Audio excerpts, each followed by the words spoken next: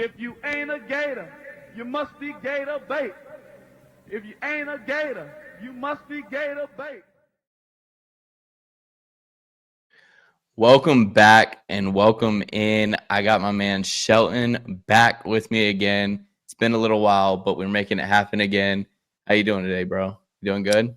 Doing well, man. Appreciate you having me back. Yeah, we tried to make it work, I think, earlier on in the season. I texted you, I was like, during the season, it's mayhem. And I said, I'll have some time when the baby's here. And glad we were able to make it work, man. Because I enjoy coming on the shows just during the season. I've got like a day or two in between stuff.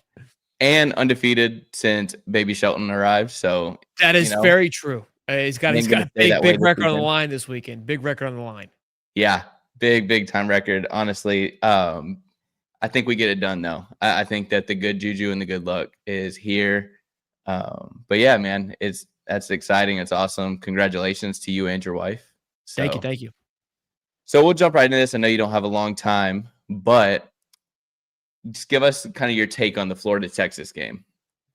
Yeah, I mean, I'm excited for it. I think that what we saw Saturday against the other Texas team makes me, pumped. Because last Saturday, to be quite honest with you, I didn't know how to feel. Every game up to that point, you kind of get those nerves, those excitement. This Texas game, I felt very nonchalant about it just because, I've been burned 3 weeks in a row. I have been hearing things that we're going to turn around and we haven't. So for us to show some rhythm, some momentum, DJ Lagway looking just exceptional.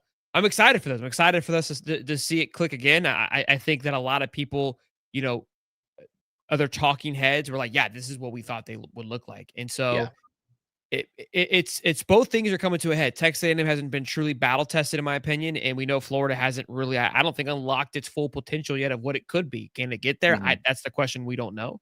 And so for those reasons, I'm excited to see how it, can all shape up. I feel confident about the game. Like I have, look, as bad as we've looked for Florida to only be, every game almost basically less than a touchdown favorite, speaks volumes to where I think people think this team can go and how talented it is. Just can it all get together on the football field? Yeah. I think that's the tough part is it's just like, that it's right there. You've been able to see that it's right there in the grasp. Like that wins it's just a touchdown or two is such a different conversation. I think Billy knows that. I think that these players know that. But the problem is that it's been that way. With his tenure here, is that we're always right there. Like you just can't get over that hump. And so that's the part that's so frustrating. For sure. Being at the game on Saturday and the atmosphere, I said it earlier in the week on the show that I think Dan Lanning is right with what he said about Penn State, is that a crowd can bring you 7 points. And I think I think the Swamp on Saturday probably brought 10 points. I mean, it was electric. It was loud. It's probably outside of LaMichael Pirine running the touchdown against Auburn, that's the loudest I've heard the Swamp since ever being there. Consistently, too. Like that, obviously the Auburn was a play, but this just felt like it was just mayhem. And look, I mean, to that credit, you got to believe A&M's going to walk in with 7 points too. That same kind of mentality. Exactly. So they're going to be a ruckus crowd, 7 o'clock kickoff. And again, in a weird way, that doesn't really concern me because we went into Death Valley where I felt like it was much more. I think it's a harder stadium to play in personally. It's not far. It's not far. This isn't a shot at A&M, but you've already played against probably one of the best, outside of the Swamp in the SEC. And the stadium wasn't the effect on the offense. That was all self-inflicted. Defensively, they played well. There wasn't too many, I would say, egregious. I guess there was some penalties. We had some big things get called back offensively, but not like all false starts. They were just holding penalties, which obviously noise typically impacts the play calling getting out. I don't think we have enough kill and enough audibles to where the noise really affects anything. And our snap count is anything special to where that plays a factor. And again, this team, to my opinion, is battle tested. And you have an opportunity to go in. I wonder if they'll take the ball first. I know Billy likes to kick it usually. Mm-hmm. I love that we took it first on Texas. I think that was a good momentum to get the crowd in it. It'll be interesting to see what they choose to do if they have an option on Saturday as well. Yeah. That's a big thing too. I noticed that when I first saw we were taking the ball, I was like, oh, I don't like that. I really didn't like that. Now, I will say, and I think this is kind of the tough part, but that Texas defense is good. They held Ohio State and Jeremiah Smith to 14 points. And not that I know they didn't win, Oh, I missed but 14, but yeah. yeah, they didn't win, but it still speaks volumes that they held them to that. And I mean, that was Ohio State at home and Florida at home. To be honest with you, outside of that fumble, I think that fumble was a lot bigger of a momentum swing than we thought it was. I think if he doesn't fumble the ball, I think we go down and we score again. And I really do think that it goes back to like when Florida played Ole Miss, when Ole Miss came in as number 1 and we just blew them out. I don't think that game would have been close, but it kind of swung things a little bit. You could feel it in the atmosphere. But because it was 10-0 at that time, and then they went down and scored right after that, made it 7-10. yeah, So it could have been 17 or even 13-0. We're able to kick our defense to get the full rest again. Yeah, I mean, it could have been huge. It was a good and look, I think 2 weeks ago maybe that Florida team fumbles that ball and maybe crumbles, but yeah, I think that's a compliment to the team to still, even with that fumble, even with allowing Texas to get right back in the game when you had an opportunity to turn the field over, they still pulled away. They were up 19-7 at one point. I mean, they still ran away with the game. And even though the scoreboard showed that it was an 8-point game, it never felt close, to be honest with you. I mean, I know we were a little nervous at the end, but I was like, they scored 14 points in 4 minutes with no timeouts. And I mean, I say it all the time, but it's even worse than I could have ever imagined. we deserve what was coming to us. So that was going to happen. I think so. Here's a question I have for you. And then we'll dive into the MVP thing that you and I talked about. Do you think that it'd be kind of a 2-part question? If Billy goes 8-4, Dallas Wilson stays healthy the rest of the season, right? Billy goes 8-4.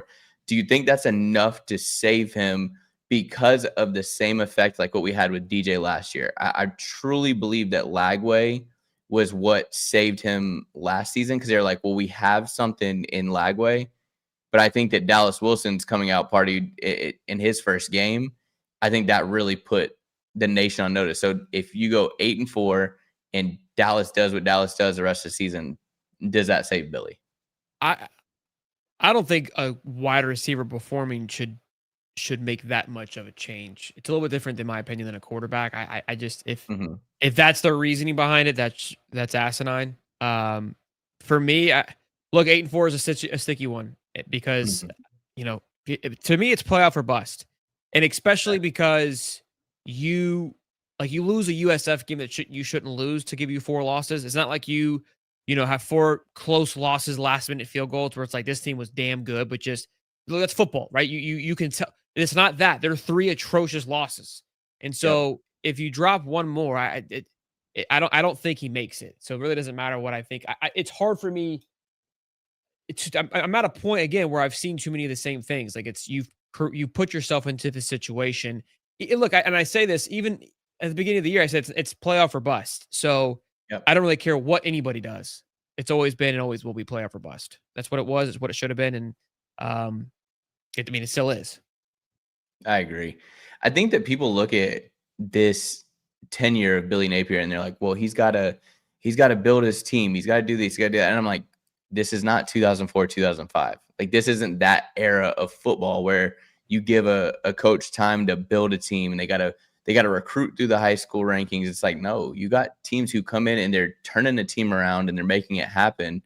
And I think that's the frustrating part is I'm like, he's just he's like a sloth with it. It's just so slow moving. And I'm like, dude, you got to do something because, and again, I just stand firm on the fact that even if he wins out, there's no reason that we should start that slow in September because if we do it again next year, it's going to be the same cycle over again. Even if he makes the playoffs, you're going to be frustrated. Like, is this how we're going to start September next year? Because everyone's like, well, the schedule next year is better. Is it? We played 9 SEC teams next year instead of 8. And I get it. Okay, remove Miami, but you're going to just add another SEC team in there. And that's the part that's frustrating to me. That's the part that I can't wrap my head around. And I'm like, what are we doing? Like, what are we doing? If he makes the playoffs, we're going to be in the same situation in September next year. Oh, so you're saying make the playoff, you're still want him gone? I mean, yeah, because how do I put this? I think it's the frustrating part is that if September is his kryptonite, That's when in the SEC, and you look at it now, again, next year, I think he'll end up, if say he's here, right? Just throw it out there. We got the first 2 games are easy cupcake games. So we know he's going to start with 2 wins there, or at least should, I hope. But then what? You have to wait till the bye week with him? Like, are we going to drop games where because we're not even for certain that if he goes 9-3, we're not 100% sure they're going to put us in. That us as Gator fans are trying to be optimistic about that, and we're trying to say No, that I think they're 100% in. But I'll say this because they'll be in because they'll be in the SEC championship. right. Mathematically, they will be in the SEC championship, and they're not going to keep out. Look, the key component here is 2 of the 3 losses were out of conference, so it's kind of weird how, in all reality of the situation, they don't carry that much weight. Now they do and they don't, because you still control your own destiny. That's the big key here, is that like Penn State has 2 losses, but they're both in the Big Ten. Like, they have less of a chance than Florida. Yeah. And like, if we're really thinking about it, I mean, now obviously I understand that before the chat gets at me here, I'm just talking about like the logistics of it. Penn State does not control their own destiny. Don't come at me of like the schedule, but I'm not talking about any of them. I'm just simply saying the schedule is at hand and the task that is at hand. If you're just taking 2 apples to apples and going after it, the schedule is or the opportunity to get there. I'm on the boat. If he goes 9-3, makes the playoff, then where there's no firing him, I think would be crazy. Because if he were to do that again, I understand your concerns for September and they're valid, but there's other concerns that he would address, which is his 5-16, I guess, or something like that on the road. I think he's 0-9 on the road versus his top 25 opponents. 0-4. There's another stat there that I saw today. He would go on a tear that's just we haven't seen in college football, to be quite honest with you. And so if he does that, I mean, what are we talking about? No, I get that. But see, this is another way you have to look at it. If he wins out, they find a way to win every single ball game. You're not going to be in the playoffs at 9-3. You're either going to be in the playoffs at 10-3, or you're going to end up 9-4, because you're going to either win or lose the SEC championship game. So it's not like what it was where we had that mindset of like, say we dropped the 3, LSU, Texas, Miami, where it's like 2 SEC losses. Okay, 2 losses in the SEC. We're not in the SEC championship game, but you win a bunch of meaningful games, or say you beat Texas and you lose to Ole Miss or whatever the case may be, where you're not in the SEC championship game and you got to get voted in. If you win out now, you have to, and you go to the SEC championship game, you have to win it. If you lose now, you do have 4 losses, and there's no way they're putting a 4-loss team in. So that's an interesting way of looking at it. If you go 9-3, you would beat the number 5 team in the country, Texas A&M, which would place them with 1 loss, and they still have a long season to go. You would beat the number 15 ranked Georgia. That would give them 2 losses, and there's still a whole season to go. You would beat the undefeated Ole Miss, who's number 3 in the country. That would hand them a loss, and they still have a long season. At that point, who knows where they're at? You would be a top 15 Tennessee team, possibly a top 25 FSU team, and then Mississippi State and Kentucky. I just don't see them, if you were an SEC team and you play in the SEC championship, because more than likely, if you're in the SEC championship, we saw this last year. The only conference that didn't have 2 teams, there was 2 conferences, the ACC and the Big 12. So the Big 12 had 2 teams that were in their championship, but neither team were ranked in the top 12, I believe, outside of Arizona State, if I remember correctly. So who'd they play? Doesn't matter. I think it was not BYU. Was it Texas Tech? I'm trying to think back on that. I feel like last year whoever that team was on I think it was Iowa State. Iowa State had to win to get in because they were already on the outside. I remember this vividly. Like SMU, I think they had 2 losses and they lost, but they were already once the conference championship started, once that weekend kicked off, they were already in the 12. And so they kind of made it pretty known, the announcers, like if you were in the 12, you weren't going to get kicked out for losing your conference game. Because that's where people were arguing of like, why even play in the conference game? Because like what you're just saying, like Florida goes and plays in the conference, and now they're risking a loss where a 10-2 Ole Miss team who misses out on the SEC championship gets in, they're not going to do that because there should be credit for getting to the SEC championship. Unless if Florida's on the outside the 12 looking in, then that's where, you're right. If they're 9-3, they're top 12. And that's why I think they locked themselves in. So, okay, we go 9-3, go into SEC championship game. I don't know who will play in that game. I'd say it's Ole Miss again, just whatever. Say we're their only loss and we play them again or whatever. Okay, I guess that's a good way to say it. We beat them in the regular season. Then we play them again in the SEC championship game, and we lose to them. Again, that's 4 losses. So are you saying you think that that's enough to get in with 4 losses? I think you're looking at the 4 losses incorrectly. I hear you. I think you're right. But I think because of where that loss comes in, it comes in it's similar to the bowl game where now it's the 9-3, because once the 9-3 is over, in my opinion, the way that it worked last year from how we saw it break out was outside of the Big 12 and the ACC, which really didn't have much value in their conferences outside of 3 or 4 teams. And again, that team going into that schedule, like I think it was Iowa State, they had 2 losses going into that Big 12 championship. Again, 2 is better than 3 losses, but their 10 wins would be as prominent as Florida with 9 wins would be, right? Okay. So that's why the 4th loss, I get what you're saying is like 4 losses is a lot. I just think of where it falls because it'll fall into playoff season that it won't impact the rating as much. But again, a lot. I don't see them not putting them, because if they're 9-3, they would be ranked ahead of Georgia with 2 losses, 100%. If they're 9-3, they won't be ranked in front of Ole Miss if that's their only win. They may or may not be ranked in front of well, probably not, because A&M won't fall enough. It'll be close.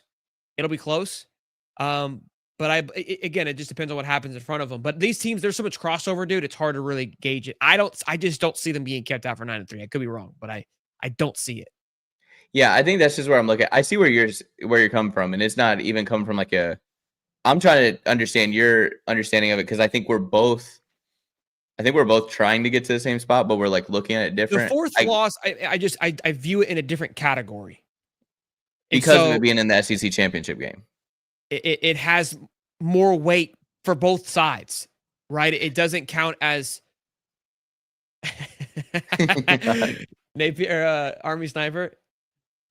Look, the conversation's fun. Like I get, like, everyone's like, it's not gonna happen. It's like we're here. It's like, this is what we're at. We're gonna talk about it. I'm not in the business of talking about like, well, what are we gonna do when we fire him? We'll talk about when it happens. Like, it just right. I'd rather talk about the what if. It's more excited to talk about the possibilities of it. But I think that how we saw it unfold last year, they will be a top 10 team at 9-3. You agree?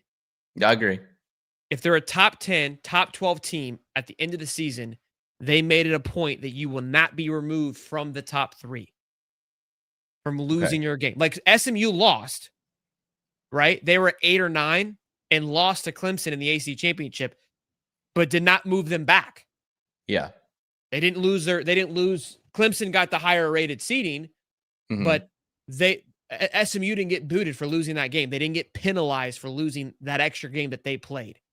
Now, there is a benefit. SMU is who is on the brink, right? That's who is either them or what was it, Alabama, I think? Not Alabama. No, it was Clemson. Alabama needed Clemson to lose because Clemson was 12. Okay, yeah, that's correct. And so that was, again, it's a little bit different there. If they're 12 and they drop a game, I wouldn't have agreed with it personally. I think that if you're in the conference game and you're in the 12, it's like, why am I being penalized for playing an extra game? At this point, we should be playing for seeding. I've already made the Big 12. I shouldn't get bumped back. Now, if someone's outside trying to play to get in, and Clemson loses and someone plays a game to get in and plays a championship to get in, that's different.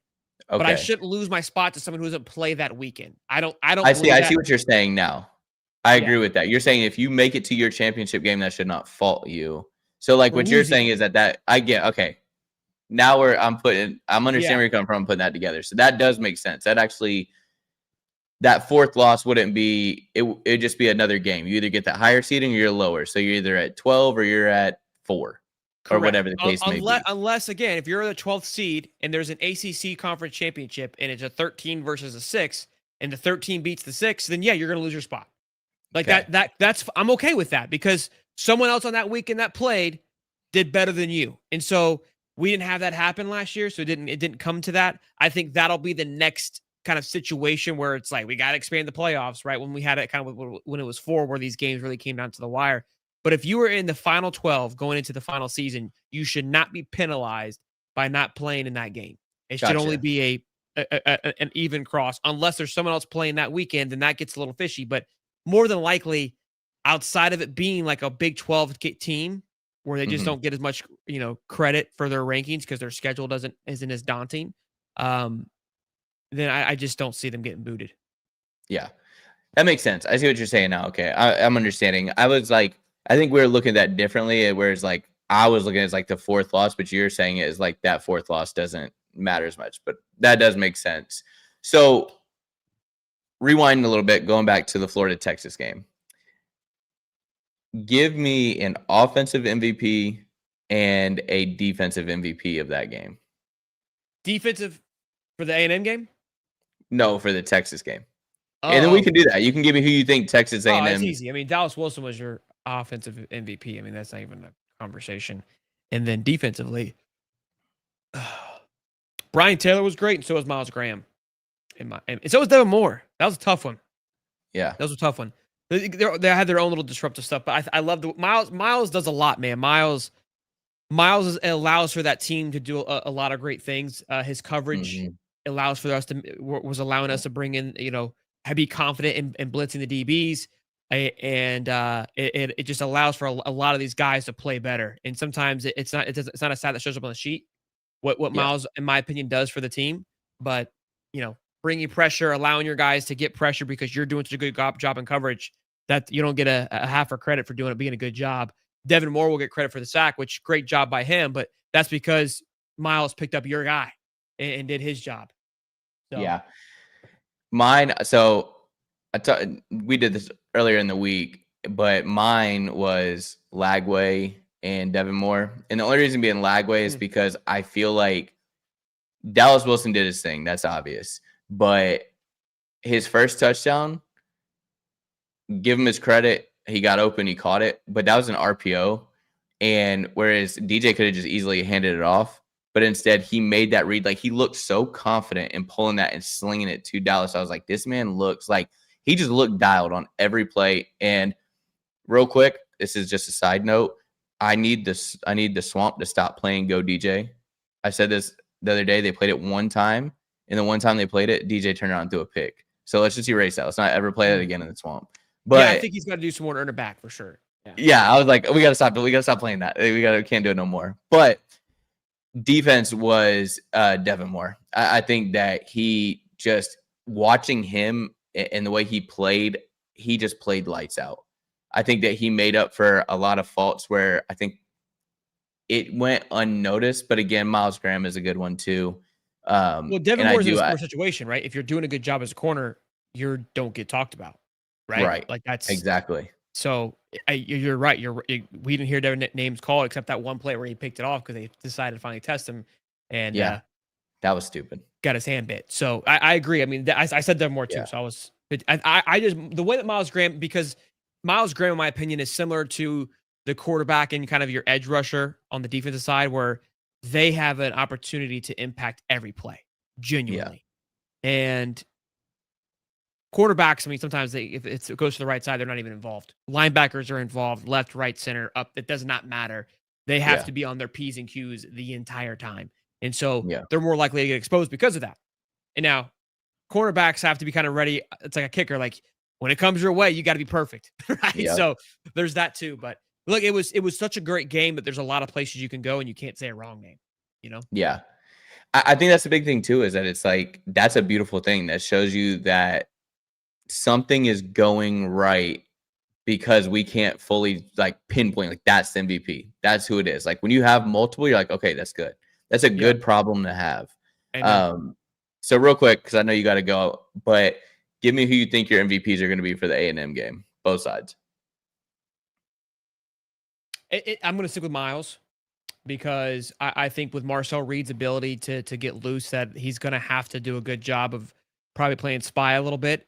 Yeah. And I think they're going to still want to try to bring blitzes like they did. I think that's going to be necessary to throw in a few, mix in a few to see what Marcel does. And so Miles is going to be, relied on to do a lot of the same things that he did this past week, but I think more so. There's a lot of speed on this A&M team, and offensively, I think it's going to be ball. I think that that's something that A&M has showed struggles with is running, or the run defense, the run defense, and 27 carries last week showed that he didn't even slow down a bit. I think they utilize E27 a little bit better, and Mhm. that's going to allow. I mean, look, it'll be one of those things where it may allow for DJ to bust wide open, but if he gets 150 on the ground, this game's over, and I think that's what they got to kind of try to shoot for. Yeah. I think it's tough because I want to go DJ as the offensive MVP because of him going back to Texas, and I think he's going to want to put on a show. Now, this is what I'm hoping, because I think that could be a fault. And I'm hoping, and I feel like he won't care because I think that he wants to put on a show, but I don't think he's like egotistical in the sense that he's like, I want to throw the ball 60 times because I want to put on a show in Texas.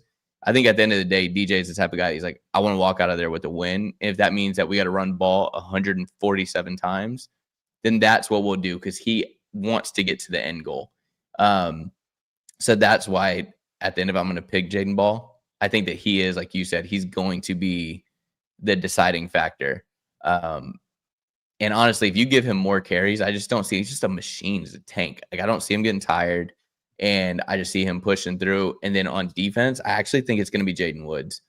I think that he's going to disrupt a lot. I think he's very fast off the edge, that if Marcel Reed does try to get loose, I think he's going to be able to contain him off of the edge and make the defense's job a lot easier. So it's a good pick because this O-line hasn't been truly tested. I mean, I said it this past week. Marcel Reed's jersey's been extremely clean, so all season long. And look, for me, I think you're spot on. Like, I don't need DJ to go be a hero.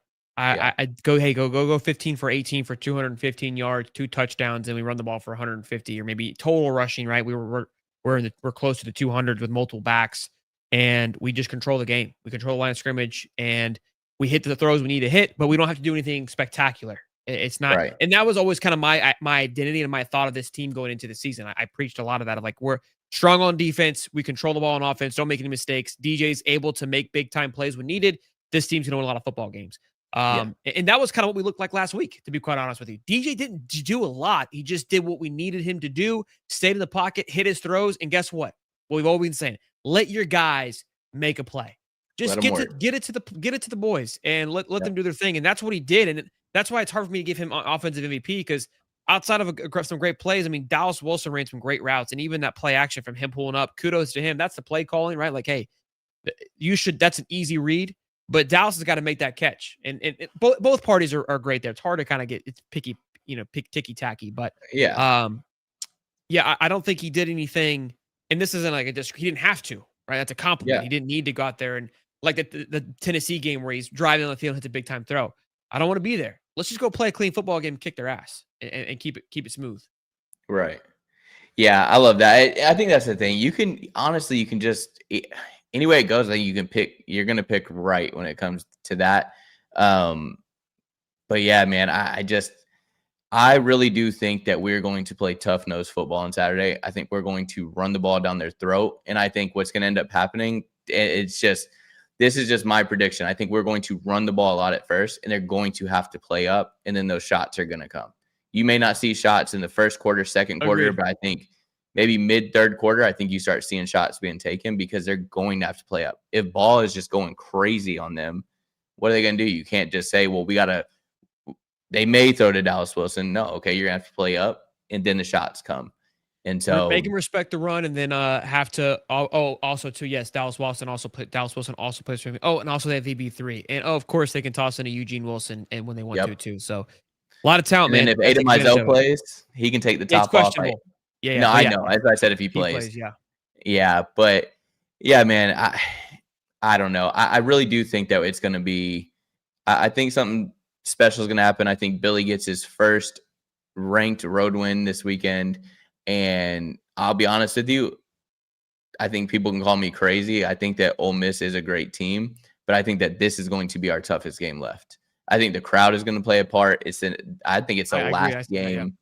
You know, going to the Florida Georgia game, it's 50-50 with crowd, so it's not like that's a crazy atmosphere that we're having to fight against. That's a tough game, but yeah, you're not going in underhand or underhanded. Yeah, I've never heard anything about Oxford, Mississippi being real rowdy, but who knows? We'll know more about that team too. So I'm gonna hold my thoughts on that. But yeah, I think this team is gonna be the toughest team we played outside of Miami, and I think we played well there. So yeah, I think we played. Mysel's off the injury report. Myzel too. Good stuff. Love to hear that. Thanks, Tyler. Yeah. Oh, perfect. There we go. Oh, they must have just released another injury report. So that's perfect. Every day. There we go. The game. Yeah, we got just monsters everywhere. It's over. We're going to win the national championship. But yeah, I do, man. I think that this is going to be something special. I think that we're going to see. I think Billy's going to get it done. I hate to be drinking the Kool-Aid again because it set myself up for letdown. But man, look, hyped me up. It's part of being a fan, dude. Like this was like, oh, I don't want to be disappointed. It's like, well, then just don't wake up in the morning. Right? That's life. It's about exactly. It's about getting punched in the nuts and just keeping after it. I mean, you listen. There's gonna be one winner, one loser. That's how it works. 50-50 anytime you walk into the football field. So go enjoy it, have some fun. Let's go support this team. Like I've been saying to everybody, if you want Napier gone, it's a win-win more than likely. I don't think, again, 4 losses is because again, if they lose today, we went out. I mean, we'll see how it goes. But that's again, it's a lot of what ifs. Let's go win. We got 48 hours. We'll win in 40 hours, and we'll talk about then it's what will be the streak after that? It would be 6 in a row. We gotta go do after that. So we'll have some more fun talks. But just keep knocking notches. Yeah, give us that first. I can tell you this. I'll never pull against the orange and blue. I just can't do it. It'll never happen. As much as like I can say, oh, it's a win-win. Like if we lose, like Billy's gone. It's like, you know what? If we keep winning, then there's a reason Billy should be here. So that's the way I look at it either way. Like if we win out, cool, Billy did something right. And we'll worry about September next year. And if we lose, cool, then somebody else is going to come in and we'll see how it goes. But as for plenty of conversations for that. Yeah, exactly. That right now, I know that we're playing Texas A&M on Saturday, and Billy is leading that team out there. Regime. Yep. And we're gonna go from there. But yeah, I appreciate you coming on, man. Like I said, I know you need to get off. So this is just a short one, guys. I'm gonna get off here as well. But we just want to get on and do just a quick little hype up before we go out there and kick the crap out of the Aggies. So. That's what I'm ready for. Always a blast, man. Good stuff. Keep up the good work, man. I appreciate it, man. Thank you so much. And thank you guys. Like I said, real quick, if you're here, do me a favor, smash the like button, subscribe, unsubscribe, resubscribe. Go get your grandma's account and subscribe through that or your uncle's account. I don't care how you do it. Just subscribe with multiple accounts. But I appreciate you guys. Appreciate you, Shelton. And you guys know how we do it. If you ain't a Gator, you guys know the rest.